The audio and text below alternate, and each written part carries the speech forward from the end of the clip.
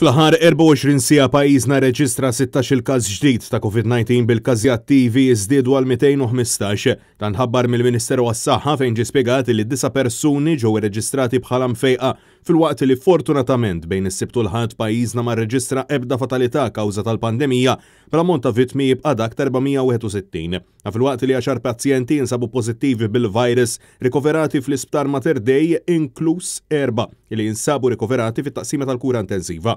Intant, minn għada 2 ta' Novembru, ir-ristoranti u l-avvenimenti se jmorru lura d-distanzi kif konna mdorrijena li qabel il-pandemija, la darba ikunu ristretti għal massimu ta' 300 persuna il-koll imlaqma. Dan ifisser illi għas-seated events u r-ristoranti li jdaħlu bis persuna li ħadu l-vaċċin, id-distanza soċjali ser tkun xi ħaġa tal-passat. Madankollu l-ilbis tal-maskra f'dawn il-postijiet ser jibqa' obbligatorju sakemm il-persuni ma jkunux qed jieklu jew jixorbu. Ta' min wieħed jinnota li l-impjegati jridu jkunu wkoll imlaqma b'mod sħiħ.